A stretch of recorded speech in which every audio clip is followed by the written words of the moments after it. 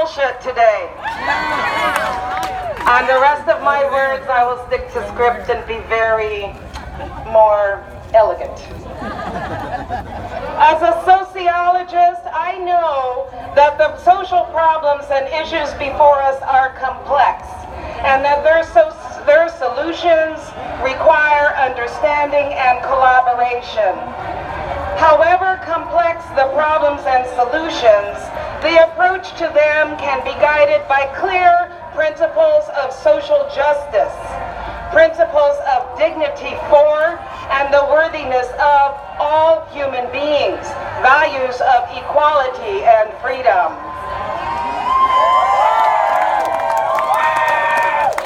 The question of impeachment is also a question of justice, but it is, we understand, one slim aspect of the questions of justice we must consider. Economic justice, environmental justice, racial justice, gender justice, and so on.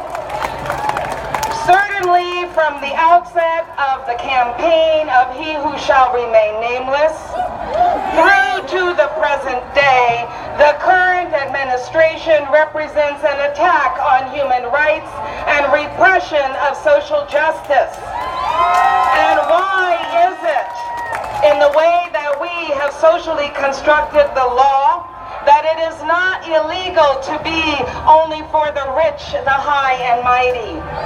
Why is it not illegal to be against the poor, the sick, the elders, the children, the immigrant, the students, the teachers, the people of color, the indigenous, the LGBT community, and even against the very earth we call home?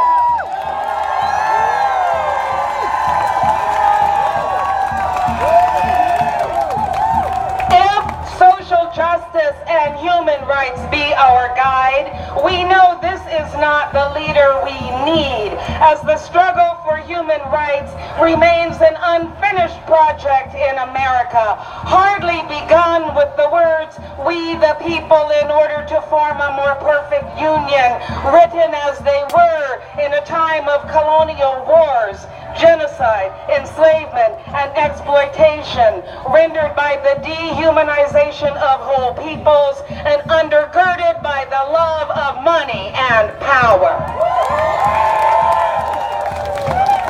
If simple decency, wisdom, and intelligence be our guide, this is indeed a frightening spectacle, even an embarrassment.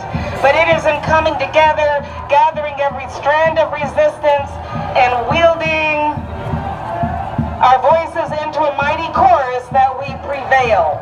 And I want to leave you with this poem for the people. No stomping boots that stab fear to your chest, but the gentle slap of a flip-flop. No rat-a-tat-tat of a tin drum parading thousands to war, but a talking drum bends your ear to earth and shore. No jet or drone, but a bird soars. No straddling twin tanks of rage and despair, but wings of hope, unroped, flap and fan the flicker of a flame to a wall of fire that sweeps aside an era of greedy desire.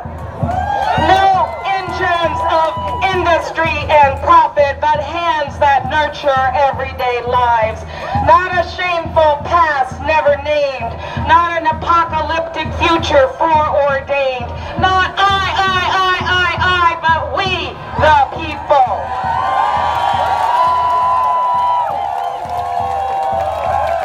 Not whining, petty, quarrelsome, but 1,000 voices raised in song, calling to right these wrongs side by side. The preacher, the teacher, the student, the nurse, the cleaner, the